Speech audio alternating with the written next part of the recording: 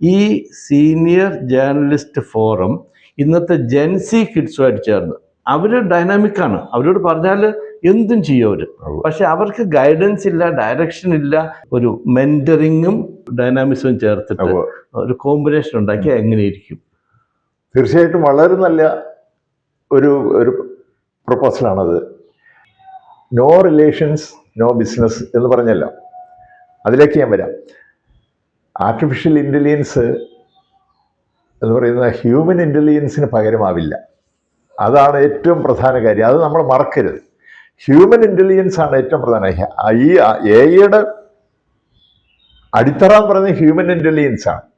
Artificial ഇൻ്റലിജൻസിന് മാത്രമായിട്ട് emotions ഇല്ല. ഇപ്പോൾ ഇനിയും നമ്മുടെ ജോലികളുടെ സ്വഭാവം തന്നെ മാറിപ്പോയി.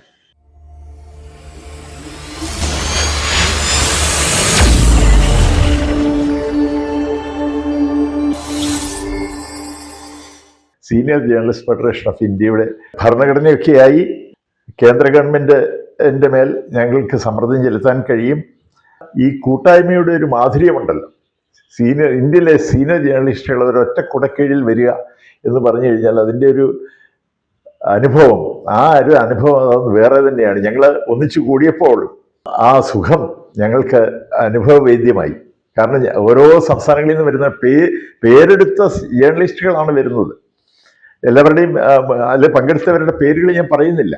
വളരെ ദേശീയ തലത്തിൽ അറിയപ്പെടുന്ന, ദേശീയ തലത്തിലും അന്തർദേശീയ തലത്തിലും അറിയപ്പെടുന്ന ജേർണലിസ്റ്റുകൾ അതിലുണ്ടായിരുന്നു.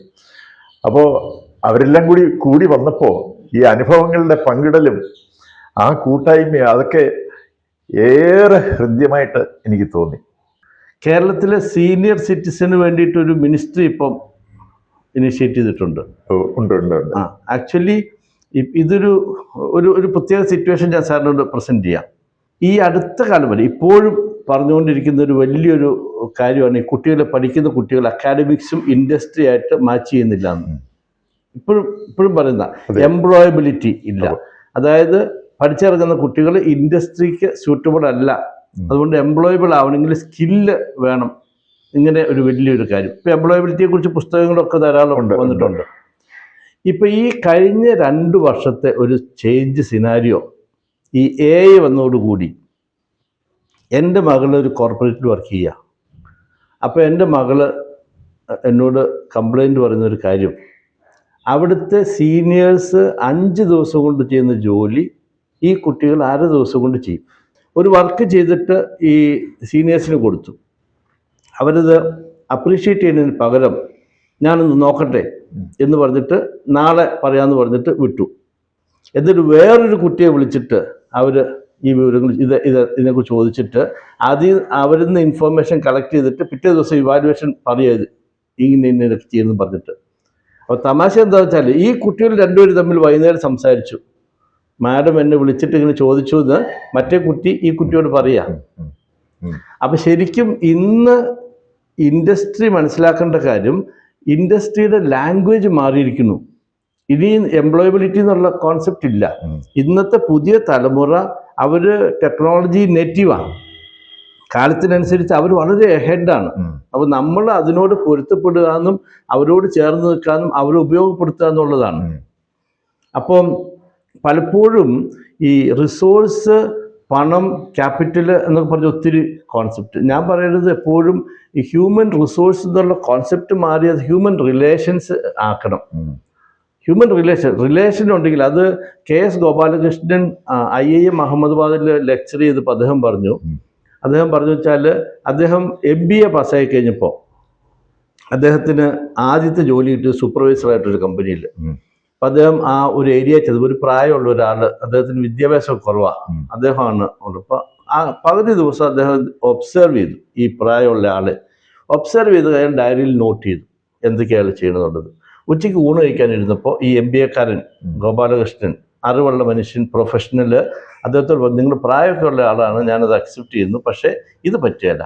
എന്താണ്, ഇന്ന് ഉച്ചവരെയുള്ള സമയത്തിൽ 53% സമയം നിങ്ങൾ ആവശ്യമില്ലാത്ത കാര്യങ്ങൾ പറഞ്ഞ് വേസ്റ്റാക്കി.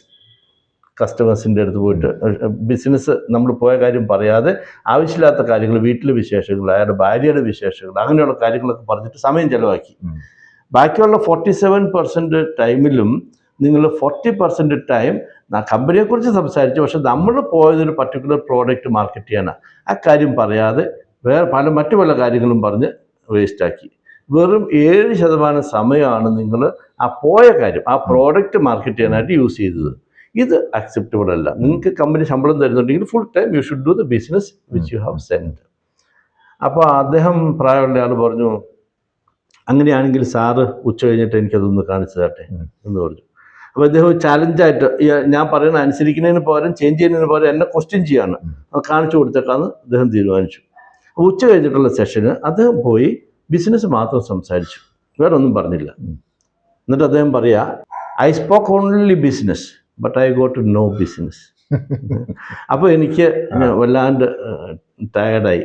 അപ്പോൾ വൈകുന്നേരം കാപ്പി കുടിക്കാനിരുന്നപ്പോൾ ആ മനുഷ്യൻ, എഡ്യൂക്കേറ്റഡ് അല്ലാത്ത ആ ഏജ്ഡ് ആയിട്ടുള്ള ആൾ എന്നോട് പറഞ്ഞു, സർ ഒരു കാര്യം ഞാൻ സാറിനോട് പറയാം, നോ റിലേഷൻ നോ ബിസിനസ്. എന്നിട്ട് അദ്ദേഹം പറഞ്ഞു, ഇതാണ് എനിക്ക് നിങ്ങളോട് പറയാനുള്ളതെന്ന് പറഞ്ഞു. അപ്പോൾ മനുഷ്യബന്ധങ്ങൾ ഉള്ളിടത്ത്, ഇപ്പോൾ സാറ് പറഞ്ഞപ്പോൾ ഞാൻ വളരെ ശ്രദ്ധിച്ച ഒരു കാര്യം, അത് പറയാൻ വേണ്ടി ഞാനിത് പറഞ്ഞത്, ആ കൂട്ടായ്മ, എല്ലാവരും ഒരുമിച്ച് വരുമ്പോൾ ഉണ്ടാകുന്ന സന്തോഷം. അതെ അതെ. അപ്പോൾ എനിക്ക് സാറിനോട് ചോദിക്കാനുള്ള ഒറ്റ കാര്യം, ഈ സീനിയർ ജേർണലിസ്റ്റ് ഫോറം ഇന്നത്തെ ജെൻസി കിഡ്സുമായിട്ട് ചേർന്ന് അവർ ഡൈനാമിക്കാണ്, അവരോട് പറഞ്ഞാൽ എന്തും ചെയ്യും അവർ. ഒരു കോമ്പിനേഷൻ നമുക്ക് ഒരു മെന്ററിങ്ങും ഡൈനാമിക്സും ചേർത്തിട്ട് ഒരു കോമ്പിനേഷൻ ഉണ്ടാക്കി എങ്ങനെയിരിക്കും? ആർട്ടിഫിഷ്യൽ ഇന്റലിജൻസിന്റെ ആവിർഭാവം ലോകത്തെ പാടെ മാറ്റിമറിച്ചിരിക്കുക. അതിന് ദോഷഫലങ്ങളുമുണ്ട്, അതിലേറെ ഗുണഫലങ്ങളുമുണ്ട്. ഈ ആർട്ടിഫിഷ്യൽ ഇന്റലിജൻസ് നമ്മളുടെ ഓപ്പർച്യൂണിറ്റീസ് കൂട്ടി. പക്ഷേ നേരത്തെ പൗലോസ് പറഞ്ഞല്ലോ ഇവിടെ നോ റിലേഷൻസ് നോ ബിസിനസ് എന്ന് പറഞ്ഞല്ലോ, അതിലേക്ക് ഞാൻ വരാം. ആർട്ടിഫിഷ്യൽ ഇൻ്റലിജൻസ് എന്ന് പറയുന്ന ഹ്യൂമൻ ഇൻ്റലിജൻസിന് പകരമാവില്ല. അതാണ് ഏറ്റവും പ്രധാന കാര്യം, അത് നമ്മൾ മറക്കരുത്. ഹ്യൂമൻ ഇൻ്റലിജൻസ് ആണ് ഏറ്റവും പ്രധാന. ഈ എഐയുടെ അടിത്തറ എന്ന് പറയുന്നത് ഹ്യൂമൻ ഇൻ്റലിജൻസ് ആണ്.